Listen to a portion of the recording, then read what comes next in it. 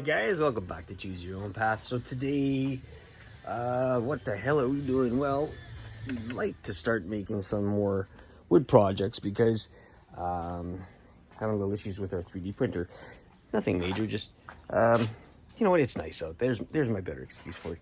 So let me just show you what I'm doing here. So one of our neighbors gave us this part of a branch that he took off of his tree. I can't remember what kind of tree. I don't know it yet, but you know what? I'll tell you one thing. It sliced my leg open. Not funny, but funny. So you have to really be careful. Like, I mean, that's not a good thing for me, but I'll live. These things have thorns coming out of them, and I accidentally just kind of swiped it over. So what I'm going to do today is basically I'm going to cut these off, obviously, so I don't do that again. And then what we're going to do is we're going to cut it here. We don't need all this. Oops, we're going to cut it here. And then we're going to find out what length we want. Usually standard length is about, you know, whatever. Elbow bending kind of height for a walking stick. Now, I'm not sure what I want to do. I know that I would like to try something different. I'd like to carve something on there. You know, I have a little alligator up there. It's not an alligator, it's a caiman, I guess. And got this from my auntie. Gave this to me. My uncle and her went to, it's really dusty. They went somewhere, South America or something like that, and they bought one of these. This is real. So I'd almost like to carve something like that on there. Not sure how I'm gonna do it or what kind of shape, but we're gonna get at it. So let me clean this up, and that's bleeding pretty good, and figure it out, okay? Been doing too much woodworking, it's not feeling the best, but I'm gonna try something today. A while back, we say last year, we had a company that I got a hold of, and it was the Proxon company. Proxon donated a sort of like a saw table, but it had a hot wire, and that was for our builds that we do with our styrofoam, which is pretty cool. But they also have a great line of tooling. I showed you a while back that we had it's like the Fordham and the Dremel, but it's their brand too. Great little brand, something to do very small stuff with, I find, because I've kind of busted something on it, but it's very fixable. So what we have here is like a chisel. It's like a jackhammer, and I went and cut my finger on it because I didn't realize that this had a chip in it, which is reason why it's like this is because you get this is like a used piece, and there's no instructions to it. It comes though with the 3 sort of blades that you can see here. There's this flat blade, and this is more of a gouging blade and stuff like that. They call it an MSG. Now what that stands for, I have no idea, because I didn't get any instructions, but I have one of these. It's an older tool. Get off of their fly. It's an older tool, and it was a mastercraft. So the good people at Proxon sent me this one out, and I've always wanted to try using it, but being happened and everything, I haven't had time to carve. I do feel okay today, but either way. So what I'd like to do with this is show you guys, very simple. What we're going to use it for is we have a piece of wood here that we're going to make like a walking stick. It just has one setting, and it's like I said, with a jackhammer. So what happens is when it gets pushed in, it vibrates and it cuts. So turn it on, very quiet machine.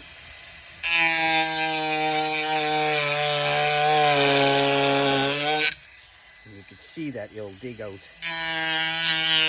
not only the bark, but it'll get into a nice solid piece of wood also.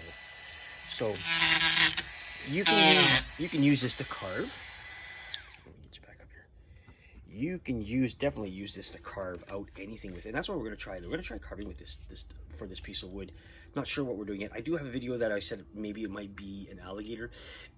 And I don't mean to step on his toes, but you know, Mike Stinnett, you know, Stinnett Sticks, the guy is like 9,000 times better of a carver, woodworker than I am. So that's nothing to do with competing with the guy, because there's no freaking way. I mean, in his league.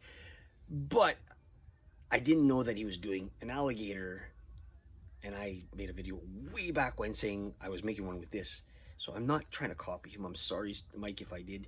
put that out. You put it out, but I put that video out. I never put it out, but you put it out as you're making it, and I see your work, and nothing close. But anyway, I have a Cayman up there that I'm gonna be using as a model. He sculpts everything out of clay first, and that's probably a professional's way. I don't have the patience to, do that. I just do everything by eye, do my own kind of stuff. So again, I apologize to Mike if it seems like I'm copying his idea. I'm not. I'm sorry. Anyway, so and let's keep on going. I'm going to do this, and I'm going to show you what it looks like when it's all done. Okay, guys? So stay tuned. All right, guys. So once you've cleaned up your bark, no matter how you use it, I use that Proxxon tool. I also have a couple other tools that I use. I kind of cheated with the. I didn't use the brush this time, or the big Kutzall tool. I have one of those handheld spiked cutters here. It's just an old school one. Anyway, I used that to take some of it down. So then what I did was I went to the Fordham and I used this big huge. This is a Kutzall for it's extreme. It's one of the bigger line ones. I can't remember the name of it, but check it out in the file. The link, I'll leave it in there. You can go check that out. It's awesome. I've showed these guys before. I just can't remember the names of it. So we brought it down to this. Now, one of the things you got to remember is when you're carving, especially if this is like a fresher piece, because I'm sure this was just carved this year, it's been sitting out, the brown parts here are soft, and that's still part of the bark. It's still somewhat part of the bark, you can tell. So what I'll do is I'll get in there and really bring that down, and this tool here really helps for that. One of the biggest things you have to remember is weight, girth. This is supposed to be a cane. This thing is like a ton. Like, it's a solid piece of wood. So we got a lot of work to do. Not only bringing this big chunk down to what we want it to be, also having the whole, I guess, the whole stick itself, the whole length of the shaft has to be brought down to fairly thin, because, I mean, there's a cane. I don't know if you can see it there, but there's a piece of cane right there. It's a, here, let me go get it. It's just an aluminum one. This is the size you really want, unless you're doing a design on it. So this is what we want, and this is what we got. So there's, we got a lot of work to do here, guys.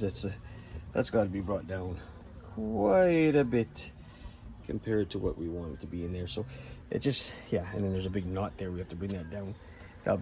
We'll be cutting that down anyway, sort of like coming this way, cutting it down so it gets thinner through here.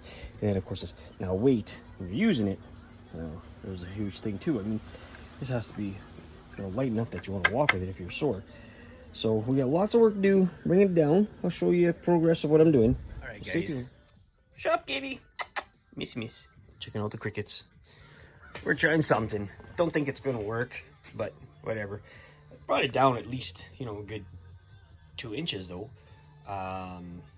So again, we're gonna still debark this and cut it, and plus we have to cut, this basically to be cut so that it's thinner. Like, we gotta thin it out, but I just wanted to see what would happen. I didn't hear it cracking or nothing. This is it's a fresh tree limb. The thing about it is it still has water in it. You know that because it's gonna crack. There are crack marks from before, like when I peeled it, you can see this. So it will crack right now as it's trying to dry out.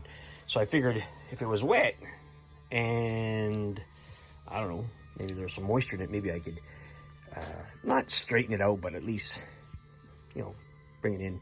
I'm gonna leave this for maybe an hour or so. I keep on twisting it to bring it down. Unless I had more power, I could bring it down more, but I really don't have any more power, as in my hands can't use the drill or whatever I'm supposed to use, or I can use. But I'll keep on trying this, so I'll let you know what it looks like, and then we'll get into at least today bringing down the shaft to the size we want. It's going to be a lot thinner than this. Like I said, we need to get it, as an example. What the hell did I do with it? Here's a normal cane. I mean, this would be ideal, as you could see, to get it almost where the core is. What I would do is just take a marker and trace, around here, and then just sort of trim to that point and then keep on going all the way through. That's what I'm going to end up doing. So I'll show you guys when it's time what I do. Okay, stay tuned. All right, so ideally we'd want it to about, you know, an inch thick. So there'd be you see there's a lot of trimming to come down. That's a lot of wood to take out all the way through, so we have to do that very slow. Are you still here? We are going to use some more tools. We got the Arbortect, and then we also have in the back, we have here is our, you know, Fordham grinder, Kutzall. For, you know, we got all sorts of things that we could try out just to get it down to that size. We just follow it. We want to go up there and then see what happens. So yeah, let's keep on going, and we'll see what happens. You're complaining, that's good. And then we're going to work on the head of what we want. Like I said, there's our caiman that we're going to try to mimic, if we do that. If not, we might just try something else. We might put a fish there, I don't know. Let's just wait and see how we feel at the end of the day. All right, stay tuned.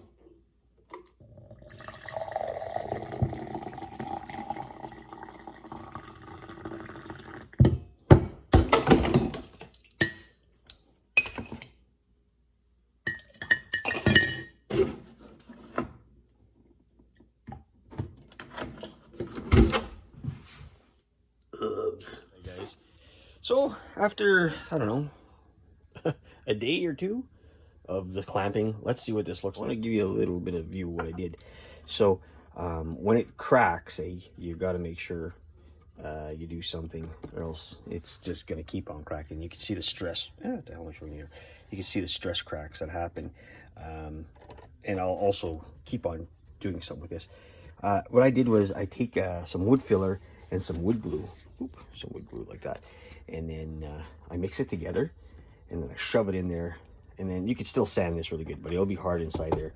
Don't know what it's going to do. So let's just turn you around here. Hold on. All right, don't know if this is going to do anything when we clamped it down. So it was just an experimental thing, just to see if it would work. I really doubt it, because, you know, I think it would have needed more of a steam kind of concept to get in there, but we'll see. I mean, it was just to see if it would kind of put some sort of pressure on it, because it had a hell of a bow in it. We'll just slowly take these off. Not that it should do more than spring back up to what it should look like, but it's on there pretty good. This is the last one, and this is the one that'll determine what it'll look like when you take it off, because it's starting to spring back up, I can tell, which is okay, because just make sure it doesn't pop in my face or nothing. Shouldn't. There we go. I'm taking this one off.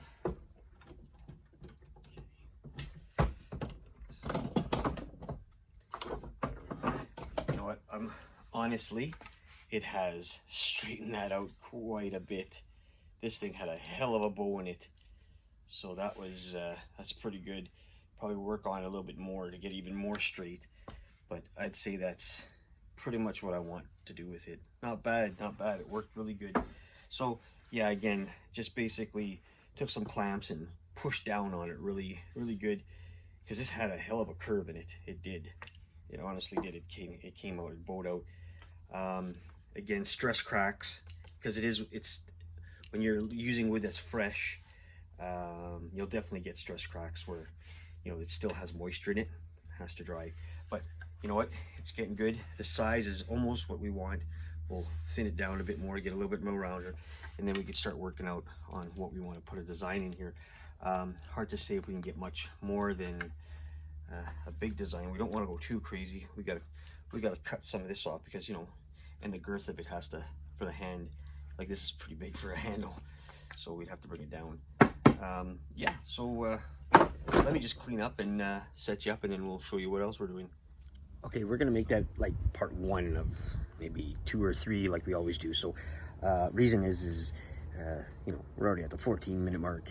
It gets a little bit long in the tooth, just waiting for stuff like that. Plus it's gotta still dry and stuff. So stay tuned for part 2, I guess. Okay, thanks for watching.